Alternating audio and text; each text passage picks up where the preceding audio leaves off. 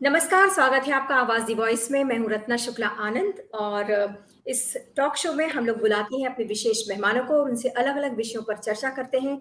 आज चर्चा के लिए मौजूद हैं हमारे साथ शीबा असलम फ़हमी। शीबा जी जानी-मानी वरिष्ठ पत्रकार हैं, लेखिका हैं, समाज सेविका हैं और ख़ास तौर पर शीबा जी ने काम किया है मुस्लिम समाज में महिलाओं की स्थिति पर। स्वागत है शीबा जी आपका आवाज़ दी वॉइस में और हम शुरुआत करते हैं अपनी चर्चा की यहाँ से कि आज़ादी के 75 साल हो चुके हैं। ऐसे में आप मुस्लिम महिलाओं के सशक्तिकरण की यात्रा को किस तरह से देखती हैं? अभी ये यात्रा कहाँ तक पहुँची है? बहुत शुक्रिया रत्ना साहिबा। आज़ादी के बाद से लेके अब तक की जो यात्रा है वो शानदार यात्रा है। हालाँकि उसमें बहुत सारे ग्रे एरियाज़ हैं, बहुत सारे अंधेरे हैं, बहुत बार हताशा हुई है, लेकिन इसके बावजूद भारतीय महिलाओं ने जो कुछ अचीव किया है सिर्फ 75 सालों में, हमने सदियों का जो फासला था मर्द और औरत के बीच का, उसको जिस रफ्तार से पूरा किया है और गैप को भर के हम इतने जो अब गैर बराबरी है, जो काबिलियत का जो गैप है, जो परफॉर्मेंस का गैप है, हम उसको इतना कम कर चुके हैं कि ये सिर्फ 75 सालों में हमने कर लिया, ये बहुत बड़ी बात है। और इसके लिए हमें अपने देश का, अपने देश के आईन का और हमारे जो बुजुर्ग थे, हमारे पंडित जवाहरलाल नेहरू साहब, बाबा राव भीमराव अम्बेडकर साहब और मौलाना आज़ाद, इन जैसे जो महामानव थे हमारे बीच, उनका शुक्रगुजार होना चाहिए कि उन्होंने हमें हमारे लिए एक ऐसा डॉक्यूमेंट दिया जिसने हमें तमाम प्रतिक्रियावादियों के बावजूद, तकलीदियों के बावजूद हमें आगे बढ़ाया। जी।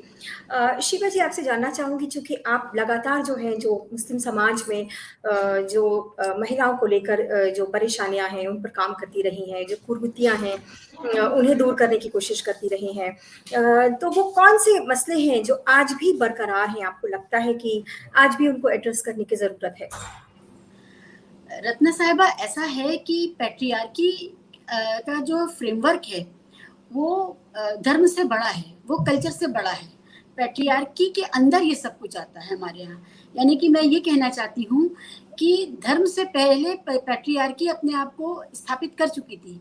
हमारे पास आज जो ऑर्गेनाइज्ड रिलीजन्स हैं, ये सब ज़्यादा आधुनिक हैं। पितृसत्ता इससे कहीं ज़्यादा पुरानी संस्था है। तो हमारे धर्म भी पितृसत्ता के अंतर्गत ही ऑपरेट करते हैं। अब इसमें धर्म के एंगल से कुछ प्रतिक्रियाएं आती हैं, कुछ मान्यताएं आती हैं, कुछ ऐसी जस्टिफिकेशंस आते हैं, क्योंकि ये धर्म का इस्तेमाल किया जाता है पितृसत्ता को स्थापित करने में। मैं आपको मिसाल देती हूँ। जैसे भारत की मुसलमान महिलाओं के लिए पितृसत्ता का जो एक खास फीचर है वो था 3 तलाक। ठीक है जी। ये हिंदू महिलाओं की समस्या नहीं है, ये आदिवासी महिलाओं की समस्या नहीं है, ये विशेष तौर पे सुन्नी मुसलमान भारतीय महिलाओं की समस्या थी। लेकिन इसका मतलब ये नहीं है कि हिंदू महिलाओं की कोई समस्या नहीं है, उनकी अलग समस्या है, वो उनकी मान्यताओं से आती है। शाहबानों से लेकर अभी तक जो ट्रिपल तलाक कानून तक की जो यात्रा अभी महिलाओं ने तय की है, खासतौर से हम मुस्लिम समाज की इसलिए बात कर रहे हैं क्योंकि आपने इस पर काफ़ी काम किया हुआ है, तो आज हम ये जानना चाह रहे हैं कि हमें अब और कितनी लंबी यात्रा तय करनी है? वो कौन-सी चीज़ें हैं जो अभी हमें चैलेंज कर रही हैं? 84 में जब शाहबानो हो रहा था, उस समय का भारतीय मुस्लिम समाज बहुत अलग मुस्लिम समाज था। उस समय वो तैयारी नहीं थी जो आज की भारतीय मुसलमान महिलाओं के पास थी, अपनी एजुकेशन की, अपनी टेक्निकल एजुकेशन की, अपनी एम्प्लॉयमेंट एबिलिटी की। ये सारी जो तैयारी आज की भारतीय मुसलमान महिलाओं के पास है, ये 84 में नहीं थी। आप और हम सब लोग बहुत छोटे थे उस समय, हमें इतना शऊर नहीं था, लेकिन हमें पता है कि इतना बड़ा उसने शोर पैदा किया था समाज में और ऐसा लगता था कि ज़मीन और आसमान एक हुआ जा रहा है, पता नहीं क्या हो जाएगा।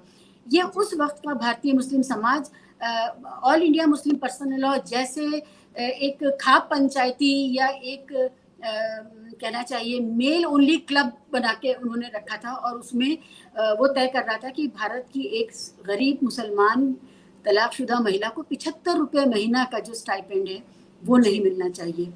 ये कितना भयानक है। आज की 21वीं सदी में भारत की मुसलमान महिलाएं सोच ही नहीं सकती कि ये इतना बड़ा अन्याय हो सकता है।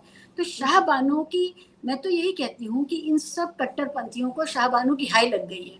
शाहबानों के साथ जो नाइंसाफी हुई थी ना, जी। वो इतनी विभत्स थी, इतनी बड़ी थी, और वो इसलिए और ज़्यादा बड़ी थी कि उसमें तत्कालीन प्रधानमंत्री राजीव गांधी को झुकाया गया।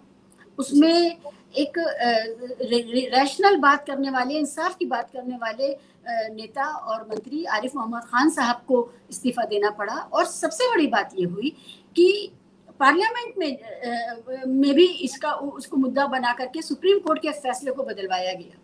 ये सब कुछ बहुत भयानक था, और इसने न सिर्फ भारत के मुसलमानों बल्कि भारत के मुसलमानों का जो बाकी के समाज से संबंध था उसको कुरूप बनाया। एक मैसेज ये दिया मुसलमान मर्दों ने कि हम ताकत के बल पे, संख्या बल पे जो चाहे हम मनवा सकते हैं।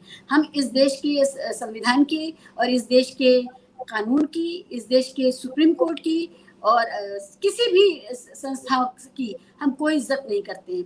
आज बहुत रोना रोया जाता है इस बात का कि सुप्रीम कोर्ट की कोई महत्व नहीं बचा है, इसका कोई महत्व। आपने ही ये काम शुरू किया था।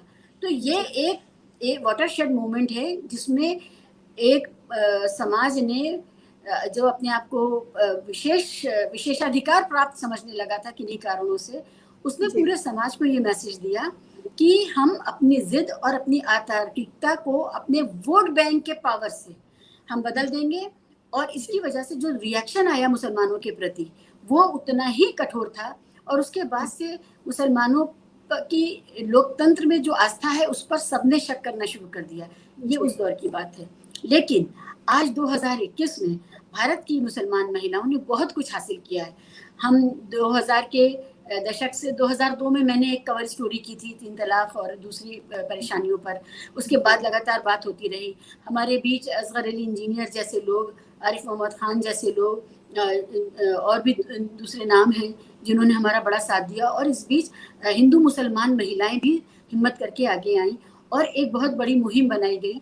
और 2020 में 19 में हम लोगों ने एक बड़ी कामयाबी हासिल की जब हमने ये हमवार किया इस देश को कि नहीं, ये एक अतार्किकता है, ये नहीं चलेगी। इसमें सबसे ज़्यादा देखने वाली बात ये थी कि 84 से लेकर के बाद तक जो मुस्लिम पर्सनल लॉ बोर्ड किसी भी तरह से अपनी जिद छोड़ने को राजी नहीं था, ये कहते हुए कि शरिया तो डिवाइन है, वो तो दैवीय है, हम उसको छू नहीं सकते, उसमें हम कुछ बदल नहीं सकते।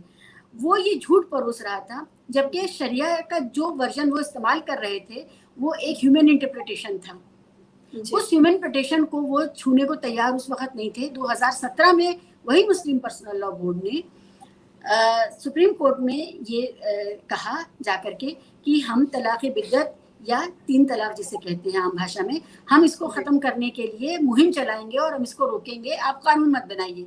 अगर यही काम उन्होंने 84 में कर लिया होता, 86 में कर लिया होता या 2000 में कर लिया होता, तो इस जिल्लत से और इस सेंस ऑफ डिफीट से वो बच सकते थे, ह्यूमिलिएशन के से वो बच सकते थे जो उन्होंने 2019 में झेला। 2019 में जो कानून आया वो हमारी लड़ाई थी, हमारी जीत थी, और उसमें बाकी के समाज ने, लिबरल डेमोक्रेटिक सोसाइटी ने हमारा साथ दिया। ये बहुत बड़ी बात है और इससे एक दूसरी तरह का मूड बन चुका है भारत में। ये जो पूरी लड़ाई लड़ी गई उसमें कहीं ना कहीं जो है वो बहुत जो परंपरावादी जो लोग थे, जो कि अपने आप को एक तरह से ये मानते थे कि हम ही हैं जो कि एक पूरे वर्ग की बात सामने रखते हैं, आपको लगता है कि उनको दरकिनार करके आप लोग जब महिलाएं सामने आई तब ये बात ज्यादा अच्छी तरह रखी गई? इसमें क्या शक है कि ये जो डेलीगेटेड रिप्रेजेंटेशन होता है किसी भी समाज का, जैसे बाबा साहब भीमराव अम्बेडकर का भी यही तो कहना था। गांधी जी चाहते थे कि वो उनको रिप्रेजेंट करें, दलितों को, और भीमराव अम्बेडकर ने कहा था कि नहीं, हम अपने आप को रिप्रेजेंट कर सकते हैं। हमारी जो एक्सपीरियंशियल रियलिटी है उसको सिंपैथी से आप नहीं कवर अप कर सकते। तो ये एक बुनियादी सच्चाई है हर सोशल मूवमेंट की कि जो पीड़ित है वो अपनी बात खुद कहे, और ये बात भारतीय मुस्लिम महिलाओं ने भी समझी। और दूसरी बात ये देखिए, इस बार जो आज की भारतीय मुस्लिम महिलाएं हैं वो अपना धर्म भी सीख करके आई हैं, तो मौलाना से हम सीखने को भी तैयार हैं, उन्हें सिखाने को भी तैयार हैं। ये बहुत बड़ा फर्क है। पहले दौर में, यानी मेरी वालिदा जब पढ़ रही थी, उन्होंने BA, MA, MAd सब कुछ किया, लेकिन वो इस्लाम नहीं पढ़ सकती थी क्योंकि इस्लाम पढ़ने के लिए कोई इदारा ही नहीं था। आज यूनिवर्सिटीज में पूरा डिपार्टमेंट होता है इस्लामिक स्टडीज का, जहाँ मर्द और औरतें सब पढ़ रहे हैं। तो ये बहुत बड़ा फ़र्क है कि जब जिस विधा को आप जानेंगे तभी तो आप उसमें पारंगत होंगे। तो ये जो कमी थी बहुत बड़ी कि इस्लामिक स्टडीज़ के डिपार्टमेंट नहीं थे कहीं, सिर्फ मदरसे थे और मदरसे ज़्यादातर मर्दों के थे, सिर्फ बुनियादी तालीम लड़कियों की होती थी, तो हमारे पास ऑप्शंस नहीं थे। आज हम सीख के आए हैं, इसलिए हम उस कॉन्फिडेंस के साथ बात कर रहे हैं। हमें डेलीगेशन दूसरों का नहीं चाहिए। हमने अपनी एजेंसी को बदलाव लाने की जो हमारी एजेंसी है उसको आउटसोर्स नहीं किया है। अपने मुद्दे हम तय भी कर सकते हैं, आर्टिकुलेट भी कर सकते हैं, उन गवर्नमेंट के सामने, समाज के सामने रख सकते हैं और बार्गेन भी कर सकते हैं। और ये इससे पूरे मुस्लिम समाज में एक आत्मविश्वास आया है। आपने कहा कि जो शिक्षित महिलाएं हैं वो पढ़ पा रही हैं, इस्लामिक स्टडीज के अंतर्गत जो चीजें हैं वो ज्यादा बढ़िया तरीके से समझ पा रही हैं, जो सच है शायद उसे समझ पा रही हैं। ये थोड़ा अगर आप हमें बताएं। देखिए, व्याख्या बहुत बड़ी चीज है। भाषा और व्याख्या, चाहे वो भारतीय संविधान की हो जो एक आधुनिक टेक्स्ट है, और चाहे वो पुरातन किसी टेक्स्ट की हो जिसमें वो भाषा शायद अब जा चुकी है मंजर आम से, लिंग्वा फ्रैंका नहीं है वो, इसके बावजूद उसकी जो व्याख्या की जाएगी, चाहे वो संस्कृत के टेक्स्ट हो, चाहे वो अरेबिक के टेक्स्ट हो, हम भारतीय मुसलमान महिलाओं ने ये जो टेक्स्ट का के ऊपर इजारेदारी थी कि टेक्स्ट हम सिर्फ समझते हैं, उसको चैलेंज कर दिया। और वो व्याख्या जो लोग ये कहते थे कि शरिया डिवाइन है, तो हमने उसको चैलेंज किया। मैंने मेरी राइटिंग में यही है कि बॉस ये बताइए, जब आपके पूरी दुनिया में इतनी तरह के शरिया कानून है, ईरान का शरिया कानून अलग है, सऊदी अरब का अलग है, यूएई का अलग है, पाकिस्तान का, बांग्लादेश का अलग है, और भारत में भी जितने मुसलमान फिरके उन सब का शरिया अलग अलग है। तो आप मर्दों ने अपनी अपनी इजारेदारी में तो इतने तरह के इंटरप्रिटेशन किए हैं शरिया के। हम मुसलमान महिलाएं अगर अपनी जिंदगी में एक अन्याय को खत्म करने के लिए, एक राहत के लिए एक बात कह रही हैं, तो आप कह रहे हैं शरिया डिवाइन है, उसको आप टच नहीं कर सकते। तो ये तो बिल्कुल अतार्किक है ना। और इस इरैशनैलिटी को कोई भी सभ्य समाज जो है वो बर्दाश्त नहीं कर सकता। वो बेवजह की जिद कर रहे थे, उनको नहीं पता था कि ये गाड़ी छूट चुकी है, वो इस पर पीछे से सवार नहीं हो सकते, और ये जिद उनको ह्यूमिलिएट करेगी। हम लोग उनसे अंदर खाने ये बात कहते थे कि आप गलत कर रहे हैं, आपको बहुत ह्यूमिलिएशन होने जा रहा है। वो कहते थे नहीं, ये नहीं हो सकता। मौलानाओं ने टीवी स्टूडियो में बैठ के इतनी बदतमीजी की, ये तक कहा अगर शरिया से छेड़छाड़ की जाएगी 3 तलाक के मामले में तो देश में आग लग जाएगी। इस तरह के बयान देते थे टीवी स्टूडियो में बैठ करके, 16 में, 15 में, 17 में। वही लोग आज आराम से, कोई मसला नहीं हुआ, एक कानून इंट्रोड्यूस हो गया। अब कोई भी मुसलमान मर्द अपनी बीवी को कहे या ना कहे और चंपत हो जाए, और बाद में जब उसको पकड़ा जाए, कानून उसको पकड़े, तो वो कह देता है हमने तो दे दी थी तलाक, हमने तो ये कर दिया था, और उसका कोई उसको सबूत भी नहीं देना पड़ता था। आज वो ये नहीं कर सकता, आज वो 3 तलाक कह के चंपत नहीं हो सकता, आज उसको अपनी जिम्मेदारी निभानी पड़ेगी। तो ये जो बहनों को, बेटियों को, माओं को जो फर्क मिला, वो मिला है, तहफ़्फ़ुज़ मिला है, हिफाजत मिली है कानून की, ये सारे मुसलमान मर्दों के हक में हैं। मौलाना लोग ये बात समझ नहीं रहे थे कि बहरहाल वो आपकी ही बेटियां हैं, आपकी बहनें हैं, आपकी माएँ हैं, इनको ये तहफ़्फ़ुज़ चाहिए था। तो ये इंटरप्रिटेशन का जो मामला है, ये भी अब उनके हाथ से चला गया है। सारी दुनिया में जिसको हम इस्लामिक फेमिनिज्म कहते हैं, वो कुरान की और सुन्ना की, जो प्रॉफिट की जो जीवनी है, जो उनके एक्शंस हैं, उनकी एक न्यायोचित व्याख्या, और स्त्रीवादी तो मैं नहीं कहूंगी, लेकिन एक इंसाफ परक व्याख्या, जिसमें जो लोकल जो ट्रेडिशन है, मान लीजिए मैं भारत के किसी गांव में रहती हूँ जहाँ एक पंचायत है, और पंचायत का एक ट्रेडिशन है, बिरादरी है। अब वहाँ के ट्रेडिशन को हमें निभाना है तो हम उसको भी इस्लाम कह दें। तो वो यही रहा है कि हम ट्राइबल जगहों, मानसिकता वाले लोग, हम ये करते हैं कि इस्लाम के लेवल पे खुद को उठा नहीं पाते हैं, तो इस्लाम को अपने लेवल पे गिरा लाते हैं अब लोकल कल्चर से मैच करने के लिए। यही हमने अफगानिस्तान में देखा, यही हमने पाकिस्तान के बॉर्डर एरियाज में देखा है, यही भारत में हो रहा है। तो हम व्याख्या का जो काम है वो हम अब आउटसोर्स नहीं कर रहे हैं, वो जॉब वर्क की तरह मौलाना नहीं करेंगे, वो हम खुद भी कर सकते हैं। ये जो फर्क है, इससे बहुत आत्मविश्वास मिला है भारतीय मुसलमान महिलाओं को। आपने जैसे कहा कि अभी मौलानाओं के चंगुल से, जैसे आपने कहा कि अभी मुस्लिम महिलाएं निकल गई हैं, वो अपने निर्णय स्वयं ले सकती हैं, लेकिन परिवार के भीतर पहले ऐसा हुआ करता था कि शायद एक, आपने कहा कि पितृसत्तात्मक जो समाज होता है वो बहुत सी चीजों को रोकता है। आज क्या लोगों को समझ आ गया है कि ये जो कानून है वो हमारे हक में है, हमारी बेटियों के, बहन के, सबके हक में है। ऐसी और कौन-सी चुनौतियाँ हैं जो आपको लगता है कि अब हमें और आगे जो है वो जिस यात्रा पे जाना है अभी और तो उसमें वो हम पूरी करेंगे? रत्ना साहिबा, मैं आपसे एक बात ये यहाँ पर अंडरलाइन करना चाहती हूँ कि हमने अभी मौलानाओं का जिस अंदाज में जिक्र किया, ये एक ख़ास तरह के मौलाना थे, लेकिन इस जी। 21वीं सदी में हमारे पास pro justice, pro liberty, pro equality मौलाना भी हैं, जो बहुत शानदार काम कर रहे हैं और जी, उनका बहुत बड़ा सहारा भी हमको मिला है। हम उनको बिल्कुल। कोट करते हैं और वो बहुत बड़ी अथॉरिटी है रिलीजियस टेक्स्ट पे, थियोलॉजी पे, जूरिस्प्रूडेंस पे, फ़िक़्ह पे, और हम उनको कोट करते हैं और वो हमारा बहुत बड़ा संबल भी है। तो जी, मैं ये क्लैरिफ़ाई भी करना चाहती हूँ कि ये नहीं लगना चाहिए कि हर मर्द मौलाना एक जैसा है। लेकिन जी, जिन्होंने अपनी रोज़ी-रोटी को चलाने का इंतज़ाम इसके ज़रिए किया था, वो दुखी हो रहे हैं और ये सत्ता उन्हीं के हाथों से निकली है। अब आपने कहा कि आगे का रास्ता। देखिए, आगे का रास्ता अब बहुत ज़्यादा जो हमें लीगल हमारे सामने रुकावटें थी वो बहुत ज़्यादा नहीं है। 3 तलाक ख़त्म होने से हलाला अपने आप ख़त्म हो रहा है। हलाला एक कुप्रथा थी, वो अपने आप जी, ख़त्म हो रही है और उसकी वजह से बहुत सारी और चीज़ें जो महिलाएँ बिल्कुल उनकी वो आश्रित महिलाएँ एक इकोनॉमिक डेस्टिट्यूशन में चली जाती थीं। आर्थिक तौर पे बिल्कुल वो बर्बाद हो जाती थीं एक जी, एक लम्हे में। उनके बच्चों का भविष्य बर्बाद हो जाता है। ये इस तरह की जो समस्याएँ हैं, तो उनके शादीशुदा जीवन में एक स्थिरता आई है और 3 तलाक की तलवार जो लटक रही थी, वो ख़त्म हुई है। इस स्थिरता से वो एक बेहतर मज़बूत शख्सियत बन रही हैं और वो अपना जो भी शादीशुदा ज़िंदगी जीते हुए जिस तरह से भी अपनी पर्सनैलिटी को, अपने टैलेंट को, अपनी प्रतिभा को वो आगे बढ़ाना चाहती हैं, वो उसके लिए, उस हक़ के लिए अब लड़ सकेंगी। तो आप समझ सकती हैं कि वो जो स्थिरता है उसने उनको उनके ह्यूमन से ह्यूमन रिसोर्स बनने का जो सफ़र है उसमें मदद की है। क्योंकि ये आत्मविश्वास कि हम जहाँ हैं वो हमारी ज़मीन है, हम यहाँ पर रहेंगे और बेवजह हमें कोई उखाड़ के नहीं फेंक देगा, इससे बहुत फ़र्क पड़ता है। तो ये सारी चीज़ें, ये सारा फ़र्क आ रहा है। एक छोटा-सा मामला है अनरेस्ट्रिक्टेड पॉलीगैमी का। हालाँकि कानून में ये रेस्ट्रिक्टेड है, लेकिन रेस्ट्रिक्टेड पॉलीगैमी जो है वो कहीं-कहीं हो रही है। भारत जी, सरकार के आंकड़े, जो आज के आंकड़े हैं, उसमें एक से ज़्यादा शादी करने वाले समाज में भारत का मुसलमान सबसे नीचे है।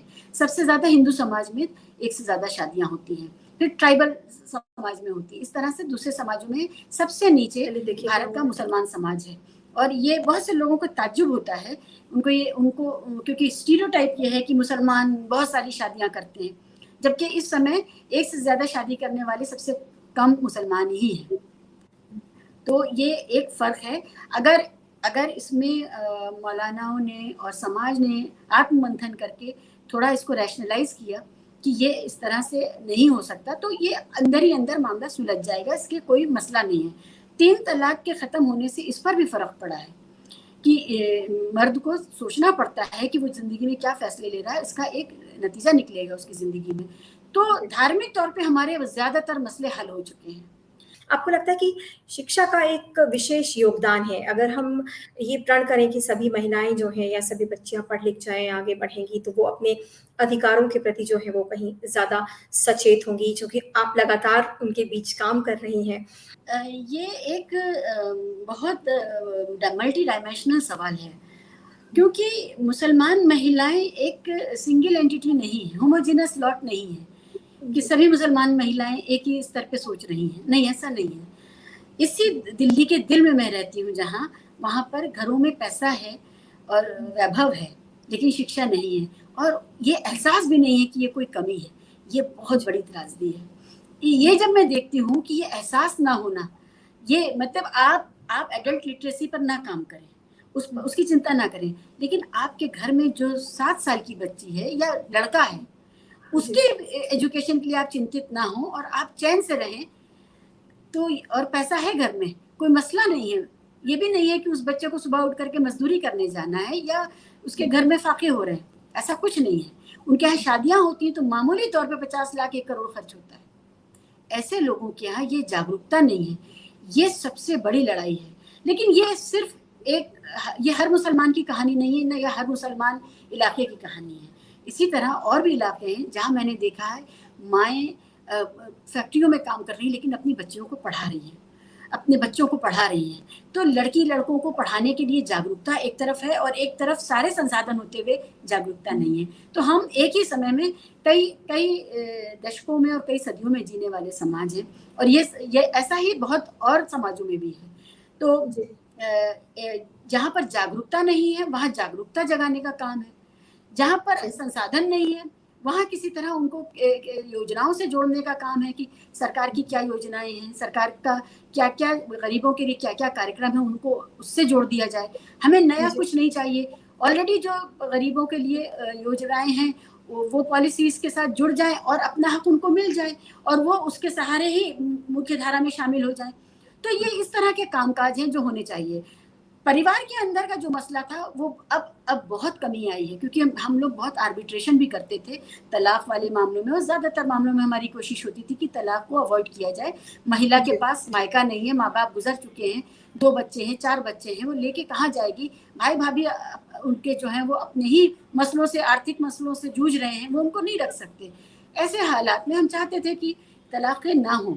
तो लेकिन अब फ़र्क आया है, मर्दों को ये लगा है कि ये गुस्से में देने वाला मामला नहीं है, ये हम अपनी विम्स एंड फैंसी से कि आज मेरा मूड खराब है इसलिए हम ये कह देंगे, ये वाला मामला नहीं है। तो अब आप पुरुषों के व्यवहार में भी फर्क नजर आता है, बहुत ज्यादा, बहुत ज्यादा। एक झटके में आज मुस्लिम समाज के मर्दों को ये पता चल गया है, बिना देखे सरकार ने जब ये कानून बनाया उसके बाद किसी भी तरह का जागरूकता अभियान, एक पोस्टर, एक बैनर नहीं लगाना पड़ा कि सुधर जाओ, अब तुम 3 तलाक नहीं दे सकते। लेकिन ये मैसेज रैंक एंड फाइल, अमीर और गरीब सबको पहुंच गया कि अब आप एक बार में तलाक नहीं दे सकते, कानून बन गया है। तो ये पूरा जो इसके इर्द गिर्द माहौल बना था, जो इतनी बड़ी डिबेट हुई थी, वो उसकी जरूरत नहीं थी, लेकिन उसका एक पॉजिटिव आउटकम यही है कि अब सब मर्दों को पता है कि बॉस ये नहीं किया जा सकता, आपको तमीज से पेश आना होगा। शिक्षा का जो सवाल है, इसके लिए आज के भारतीय मुस्लिम समाज में जितना मंथन है, जितनी चेतना है, वो पहले कभी भी नहीं थी। सर सैयद साहब का भी मूवमेंट था, उस वक्त भी इतनी नहीं थी जितनी आज है, क्योंकि लगातार जो मीडिया है उसने भी और अदरवाइज भी इतनी घटनाएं घटी हैं जिसने हमें ये बताया कि शिक्षा ना होने की वजह से क्या हुआ है। शिक्षा को लेकर के आप काम करें या ना करें, आप नौकरी करें या ना करें, लेकिन शिक्षित होना जरूरी है, इस पर सब राजी हैं, इससे किसी को इनकार नहीं है। किसी के पास संसाधन नहीं है तो वो उसकी वजह से पिछड़ रहा है, कहीं कहीं पर सरकार की भी कमी है। जहाँ पर स्कूल चाहिए हैं, जहाँ ज़रूरत है वहाँ स्कूल नहीं है, बच्चों के सरकारी स्कूलों में एडमिशन, क्योंकि हम लोग उस पर भी काम करते हैं, इतने बार परेशानी आती है कि बच्चों के लिए सरकारी स्कूलों में जगहें नहीं हैं। तो जैसे भी है वो सरकारी स्कूल अगर बहुत अच्छा परफॉर्म ना भी कर रहा हो, MCD के स्कूल हैं वगैरह, हालांकि दिल्ली सरकार के बेहतर हो गए हैं, लेकिन जैसे भी है अच्छे बुरे उनमें भी जगह नहीं है। तो उसको, सरकार को भी अपना सर्विस नेट बढ़ाना पड़ेगा जिससे कि वो शामिल कर सकें। और ये पूरे हिंदुस्तान में अगर आप देखें तो दूर दराज के इलाकों में, खासकर जो जिसको हम थोड़ा सा कन्फ्लिक्ट रिडन एरियाज कहते हैं, असम का इलाका है, बंगाल का इलाका है और दूसरे इलाके हैं नॉर्थ ईस्ट के, उन सब जगहों पर स्कूलों की बहुत कमी है महसूस हुई है। और ये मुतालबा हमें सरकार से करना चाहिए कि वो अपने सर्विस नेट को बढ़ाए, बेसिक हेल्थ और बेसिक एजुकेशन इन दोनों को मजबूत करे, और साथ ही साथ हायर सेकेंडरी एजुकेशन को भी लोकलाइज करे, बजाय इसके कि सबको अपना गांव, अपना कस्बा छोड़ करके शहर आना पड़े, वहीं मिल जाए। जी शिवा जी, अगर हम संसद की बात करें तो अभी प्रतिनिधित्व जो है वो बहुत कम है, क्या वजह है इसकी और क्या इसका उपाय क्या है? किस तरह से जो है वो जो महिलाएं हैं और फिर महिलाओं के साथ साथ मुस्लिम महिलाएं भी जो हैं वो पहुंचे, इसके लिए क्या हो सकता है और इसमें कहाँ बाधाएं आती हैं? एक तो ये है कि मुसलमानों की विनेबिलिटी जो है वो बहुत घटी है। अगर आप थोड़ा सा चुनाव चर्चा में दिलचस्पी रखती होंगी तो आपको ये पता होगा कि अब मुसलमानों को टिकट नहीं दिया जाता है, और मुसलमानों को जहाँ टिकट दिया भी जाता है वहाँ पर भी वो सो कॉल्ड सेकुलर पार्टीज जो हैं, चाहे वो बसपा हो चाहे वो सपा हो, वो उस तरह के कैंडिडेट्स को ढूंढते हैं जिनका थोड़ा बैकग्राउंड दबंगई का, अगर मैं गुंडागर्दी लफ्ज ना भी इस्तेमाल करना चाहूँ यहाँ पर, तो थोड़ा दबंगई का, क्योंकि चुनावों का जिस तरह से अपराधीकरण हुआ है उसने महिलाओं को बहुत पीछे ढकेला है। एक बात तो ये है, दूसरी बात ये है कि विनेबिलिटी का जो सवाल है, अगर महिलाएँ अपने रोज़मर्रा के जीवन में आगे आकर के नेत्री की भूमिका नहीं निभा पा रही हैं, तो उनको अगर आप ज़बरदस्ती पॉप अप करेंगे, खड़ा करेंगे, तो वो कठपुतली नेत्री होंगी, ठीक है?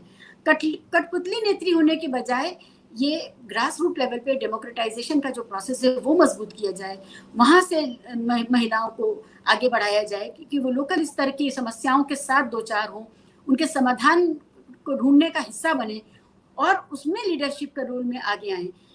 भारत के समाज में इस समय महिलाओं के लिए सुरक्षा का सवाल बहुत बड़ा सवाल है। जो कार्यक्रम है, जो आप जागरूकता का अभियान छेड़ती हैं, लिखती हैं और लोगों के बीच जाती हैं, महिलाओं से बात करती हैं। अभी आपने अगले अपने जो कुछ महत्वपूर्ण बिंदु वो कौन से रखे हैं जिनको आप एड्रेस करेंगी?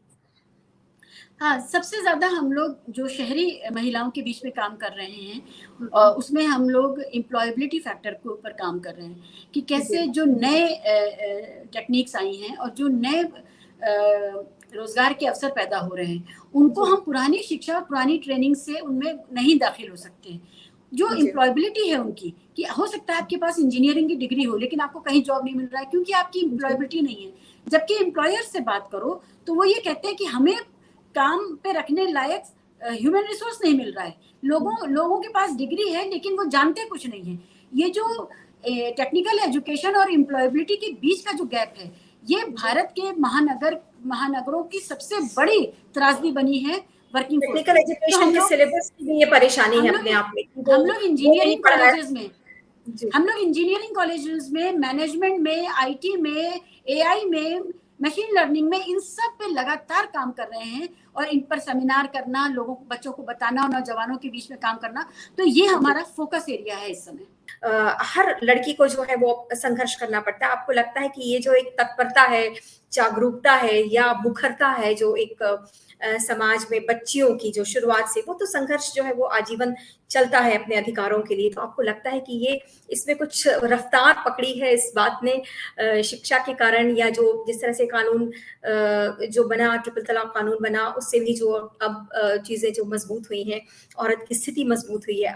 रत्ना साहिबा, ईमानदारी की बात यह है कि आगे बढ़ने, तरक्की करने और दुनिया में चमकने के लिए भारत से अच्छा देश महिलाओं के लिए कोई है ही नहीं, और खासकर मुसलमान महिलाओं के लिए। हम यहाँ पर हर तरह से ये महसूस करते हैं कि अगर थोड़ा सा भी स्पार्क है, थोड़ी सी भी चिंगारी है, तो हमें 10 हाथ आगे बढ़ाने के लिए तैयार मिलते हैं। और इसमें मैं ये कहना चाहूंगी कि इस दौर में जब एक खास तरह का माहौल बनाया जा रहा है, हिंदू मुस्लिम चल रहा है राजनीति में वगैरह वगैरह, मुसलमान महिलाओं को अभी भी किसी भी तरह से कोई पीछे ढकेलने की बात सामने नहीं आई है। हम हमेशा ये महसूस करते हैं कि सब लोग हमारे साथ खड़े हैं, हम सिर्फ तय कर लें। तो संघर्ष हमें अपने अंदर ज्यादा करना है। अगर पैसा नहीं है तो पैसा देने के लिए एजेंसीज हैं, एनजीओज हैं, सरकारी और गैर सरकारी दोनों। अगर पैसा है और आपको रास्ता नहीं मिल रहा है तो वो गाइडेंस देने के लिए भी हैं। और देखिए, फ्री बस है आपके लिए, मेट्रो में आपके लिए अलग डिब्बा कोचेस लगे हुए हैं, अब आपके लिए खास तरह की कानून बने हुए हैं, और गर्ल्स ओनली कॉलेजेस और इंस्टीट्यूट्स हैं। हर तरह का माहौल है, सिर्फ हमें इरादा करना है। भारत के संविधान ने बहुत अच्छा माहौल दिया है भारतीय महिलाओं के लिए और मुसलमान महिलाओं के लिए भी। जी, शिवा जी, आपसे बात करके बहुत अच्छा लगा और हम आगे भी कई मुद्दों पर आपसे बात करते रहेंगे। और जो महत्वपूर्ण बात इस पूरी चर्चा से निकल कर सामने आई है वो यही है कि अपनी इच्छा शक्ति जो है वो मजबूत होना चाहिए। हर लड़की के भीतर वो इच्छा शक्ति होनी चाहिए आगे बढ़ने के लिए। जब वो इच्छा शक्ति मजबूत होगी तो आप अपना रास्ता जो है वो खुद तय करेंगे आगे, और जितनी भी रुकावटें आएंगी उनको आप पार करते हुए आगे बढ़ते जाएंगे और लोग अपने आप आपके साथ जुड़ते जाएंगे। शायद वही लोग जो कभी आपको पीछे खींचते थे वही आपकी ताकत बनकर आपके सामने आएंगे। मुझे लगता है शिवा जी आप बिल्कुल यही कहना चाह रही थी और आप सब इस कोशिश में लगी हुई हैं। और बहुत अच्छी बात इन्होंने कही कि भारत जैसा कोई देश नहीं जहां पर लड़कियां तरक्की कर सके। तो इस बात का तो हर लड़की को फायदा उठाना चाहिए और बिल्कुल आगे बढ़ना चाहिए, क्योंकि जो आधी आबादी है एक तरह से, अगर हम उसको भी साथ ले लें, उसकी भी पूरी क्षमताओं का इस्तेमाल करें और मुख्य धारा में शामिल करें, तो इससे बेहतर बात शायद कोई और नहीं हो सकती। आज की चर्चा को विराम देते हैं। शिवा जी, बहुत बहुत शुक्रिया आपका, बहुत अच्छा लगा आपसे बात करके। जी, नमस्कार। नमस्कार।